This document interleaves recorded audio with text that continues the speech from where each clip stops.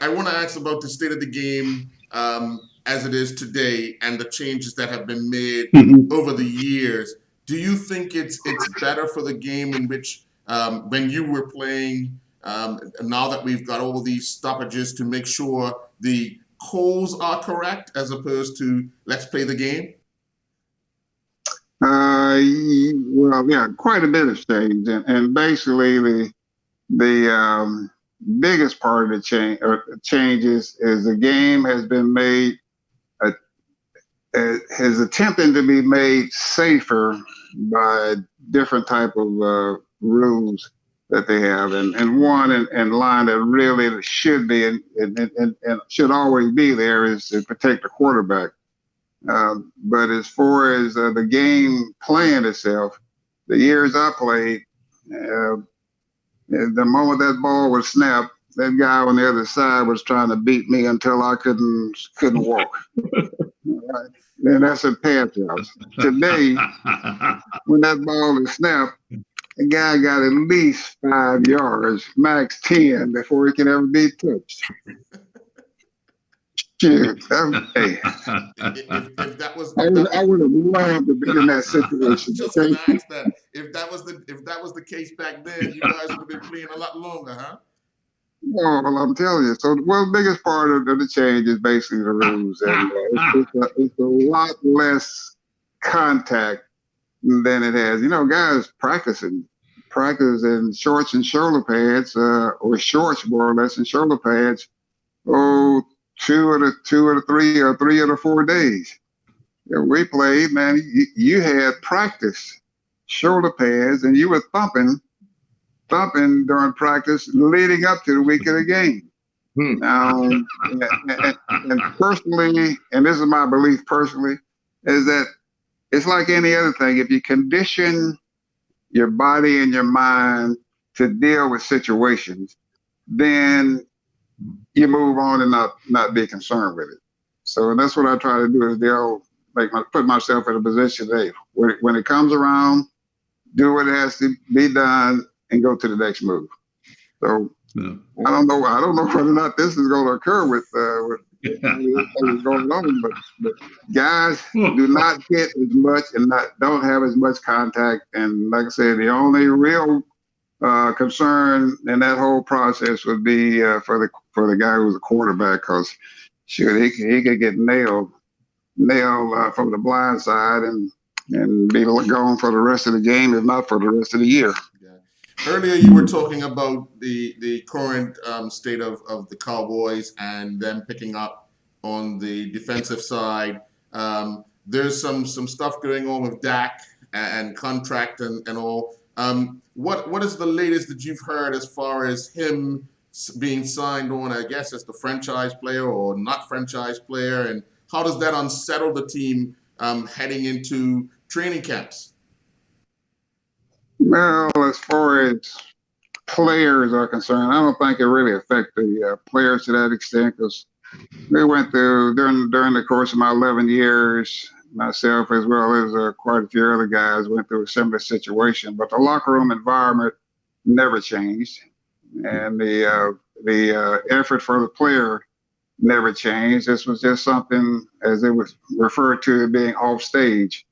And being off stage, is let it take its course and keep on trucking. But players, to my knowledge, and try to be as I guess as social and as friendly as to most of the conversation, never had any concerns about who was getting paid the most. That's what they would do. If find out if he getting paid more than I am, then shit, I'll just go talk to my agent, let them deal with that while I go play. It, See, it, but the thing that amazes me, and this is just time and opportunity for the players today. Um, let's go back to a Romo contract. I think Tony signed for $64 million for like 5 years, somewhere in the neighborhood. Now they offering Dak, what is it, 130? I think was what it was, or for 5 years. Shoot, the years I played, uh, Romo's contract would have paid for the entire team's roster for at least 3 years. Oh, but Dallas, you know, I would have been retired and long gone for with Dak's salary. So I don't think players have any real concern over that as a whole. I mean, it's just got a job to do, and it's just like going to work every day. You do your job, and you got something off the line, and just take care of it. But Sunday afternoon, make sure you prove your value. Bring your lunch. Yes. When you were playing, the NFC East was one of those things where everybody feared whenever they had to play any one of those teams, and you guys had some great battles. After watching some of the performances of those teams in that division last year, does it hurt a little bit that they've fallen so far back, or everyone is caught up and going ahead? Yeah, well, it's a concern, and the thing is that in the East, is that the East that Pittsburgh is in? I would suspect that conference is having a similar withdrawals as well from playoff prevention, but I don't know. I mean, it's a difficult, an interesting situation, but I just don't know. What do you think is going to have to change in Dallas for them to become the division champions and then possibly Super Bowl champions? They have to be. I mean, they have the talent to make it to that stage, but they have to be a lot more, not a little, a lot more disciplined.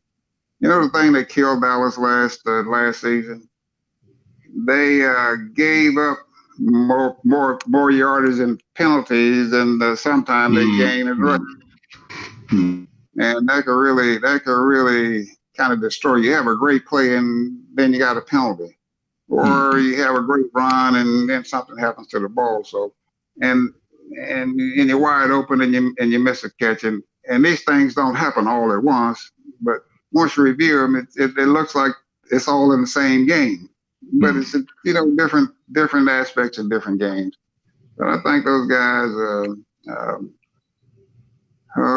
will just have to develop that. And I just think it's discipline, man. You got to do what you got to do when it's time to do it, and put everything else aside while you're doing your work. Because I never really knew that they had 60,000 average people in the stands until the game was over. As long as that game was on, I was focused on 4 or 5 guys, and that's all I could hear and all I could see.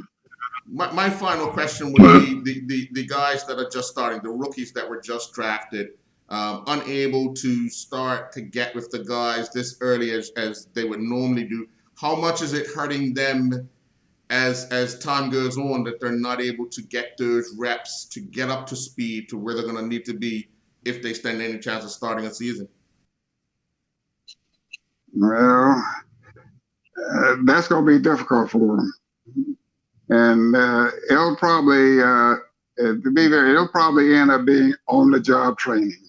We work in practice and get as much out of it as we can, but there are a few things that we may not have covered, but you'll have to cover it when the time comes. And you know what they tell you after that? Be a player. Be a football player. Yeah, that could mean a whole lot of different things. So true. What do you want me to do? You want me to tackle a guy? You just want him to let him to watch him run by me? What do you want to do? So when you tell me do what you think is best, then I know what I need to be doing.